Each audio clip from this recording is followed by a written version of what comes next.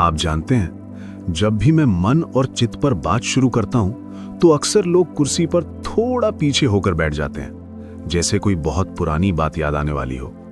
शायद इसलिए क्योंकि मन शब्द सुनते ही हम अपने आप को पकड़ लेते हैं, हाँ ये तो मेरा है। लेकिन चित्त, इसको सुनते ही लोग थोड़ा असहज हो जाते हैं, क्योंकि चित्त हमारे उस हिस्से का नाम है जिसे हम दिन भर अवॉइड करते रहते हैं। खैर, आप भी अपनी कुर्सी ठीक कर लीजिए, क्योंकि आज हम एक छोटी सी यात्रा पर निकल रहे हैं। चिंता मत कीजिए, कहीं जाना नहीं है, यात्रा अंदर की है, सो नो टिकट रिक्वायर्ड। हाँ, तो आप पूछ रहे थे, आखिर ये मन और चित्त में फर्क क्या है? बहुत अच्छा सवाल है, लेकिन मैं सीधा जवाब नहीं दूंगा। आप जानते हैं क्यों? क्योंकि मन और चित्त को सीधे समझाना वैसा ही है जैसे किसी को चाय का स्वाद समझाना, जिसने कभी चाय पी ही ना हो। जब तक अनुभव ना हो, बात सूखी लगती है। तो चलिए, मैं आपको एक कहानी सुनाता हूं। एक बार एक आदमी था। अब मत पूछिए उसका नाम क्या था। नाम का मन और चित्त से उतना लेना देना नहीं होता। आदमी बड़ा साधारण, जैसे मैं हूं, जैसे आप हैं, जैसे बाकी सब हैं। बस एक फर्क था, वो अपने दिमाग में चल रही चीजों को थोड़ा ज्यादा ऑब्जर्व करता था।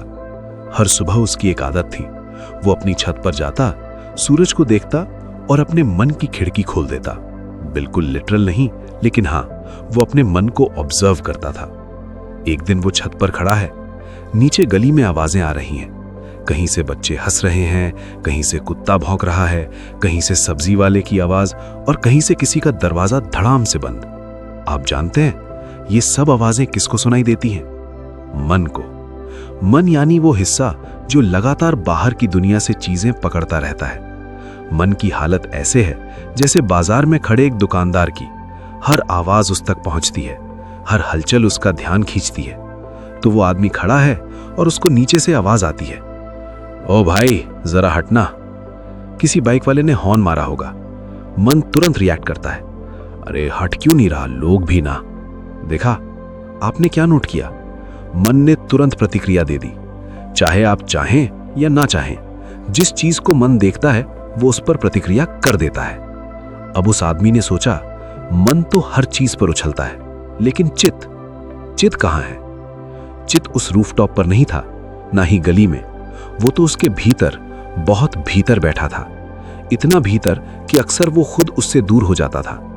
चित्त यादें रखता है, भावनाएं रखता है, डर रखता है, दर्द रखता है, उम्मीदें रखता है। चित्त एक स्टोरेज रूम की तरह है, जहां आप सालों से जमा कर रखी हुई चीजें भी ढूंढ सकते हैं, बस आपकी इच्छा होनी चाहिए। तो अब वो आदमी सोचता है, मन तो समझ में आता है, ये सामने बैठा हुआ बच्चा है जो बाहर की चीजें पकड़ता है, लेकिन चित्त, ये कैसा हिस्सा है? अब जरा कल्पना कीजिए आगे क्या होता है। उस दिन शाम को वो आदमी सड़क पर चलता है। अचानक उसकी तरफ एक कुत्ता आता है, एकदम हार्मलेस, पूंछ हिला रहा है। लेकिन उस आदमी का मन तुरंत सतर्क हो जाता है, कुत्ता क्या करे? और उसी पल चित्त धीरे से विस्पर करता है, याद है बचपन में कुत्ते ने काटा था, डरना चाहिए। लोगों को लगता है कि डर मन पैदा करता है, लेकिन सच्चाई यह है कि मन सिर्फ कुत्ते को देखता है, डर चित्त की देन है। चित्त पुरानी फाइलें खोलता है, वही फाइलें जिन्हें आप डिलीट समझते थे, लेकिन वे बस रिसाइकल बिन में पड़ी थी। अब वो आदमी रुकता है और खुद से बोलता है, तो ये जो मैं अभी डर महसूस कर रहा हूं, ये आज का नहीं है, ये चित्त की पुरानी छाप है। और यही अगला ट्विस्ट है। चित्त पुरानी छापें रखता है, पर मन उन छापों को रीप्ले करता है। जैसे कोई पुराना गाना अचानक ट्रेंडिंग हो जाए। आपके मन में भी ऐसा होता है ना? कभी अचानक कोई डर, कोई पुरानी आवाज, कोई याद छलांग मारकर आपके सामने आती है। आप कहते हो, अरे ये कहां से आ गया? बस वही चित्त है। अब कहानी थोड़ा आगे बढ़ाते हैं। एक दिन वो आदमी अपने दोस्त के साथ बैठा है। दोस्त कहता है, यार तू ना हर बात पर ज्यादा सोचता है। मन तुरंत जवाब देता है, मुझे नहीं लगता मैं इतना सोचता हूं। लेकिन चित्त अंदर से कहता है, तू पूरा बचपन ज्यादा सोचता रहा है, तू हर एक चीज को डीपली लेता है, यही तेरी आदत है। और वो आदमी अचानक चुप हो जाता है, क्योंकि उसे अंदर से सच सुनाई देता है। चित्त हमेशा सच बोलता है, मन बहाने बनाता है। मन कहेगा मैं ठीक हूं, चित्त कहेगा तू बिल्कुल ठीक नहीं है। मन कहेगा मैं स्ट्रांग हूं, चित्त बोलेगा तुझे बचपन में जो रिजेक्शन मिला था, तू अभी तक वहीं अटका है। मन कहेगा मैं बदल सकता हूं, चित्त बोलेगा, बदल सकता है, लेकिन पहले ये मान तो कि तू डरता है। इसलिए लोग कहते हैं मन को मनाना आसान है, लेकिन चित्त को मानना कठिन। अब जरा थोड़ा गहराई में चलते हैं। एक दिन रात को वो आदमी बिस्तर पर लेटा है। सारी दुनिया शांत है, लेकिन उसके दिमाग में एक हलचल चल रही है। मन ने दिन भर की बातें रिप्ले करनी शुरू कर दी। किसने क्या कहा, किसने कैसे देखा, किसने अच्छा बोला, किसने बुरा बोला। मन एक न्यूज़ चैनल की तरह है, 24 घंटे चलने वाला, नॉन स्टॉप कमेंट्री देने वाला। लेकिन अचानक बिना इनविटेशन के चित्त की आवाज आती है। वो कोई बात नहीं कहता, चित्त सिर्फ एक इमोशन उठाता है। कोई पुराना दर्द, कोई शर्मिंदगी, कोई डर, कोई अधूरा सवाल, और वो आदमी करवट बदलकर लेट जाता है, क्योंकि चित्त की आवाज मन से ज्यादा भारी होती है। चित्त की आवाज में वजन होता है, भाव होता है, दर्द होता है। आपके साथ भी हुआ है, रात को अचानक कोई इमोशन उठ गया हो और आप समझ ना पाए हो कि ये आया कहां से है। वही चित्त है। अब आप शायद सोच रहे होंगे, अगर मन रिएक्शन देता है और चित्त पुराने संस्कार, तो असली समस्या कौन पैदा करता है? अच्छा सवाल है। देखिए, समस्या कोई भी पैदा नहीं करता। मन और चित्त दोनों बस अपना काम कर रहे हैं। समस्या तब पैदा होती है जब आप दोनों को एक समझ लेते हैं। जैसे अगर आपको कोई पुराने डर को मन की प्रतिक्रिया समझ में आ जाए, तो आप गलत इलाज करेंगे, और अगर आप मन की टेम्पररी इरिटेशन को चित्त की गहरी चोट समझ लो, तो आप अननेसेसरी दुख पाल लोगे। इसलिए फर्क समझना जरूरी है। मन बाहर देखता है, चित्त भीतर। मन बदलता है हर पल, चित्त बदलता है धीरे धीरे वर्षों में। मन हवा की तरह, चित्त पृथ्वी की तरह। मन रिएक्शन, चित्त इम्प्रिंट।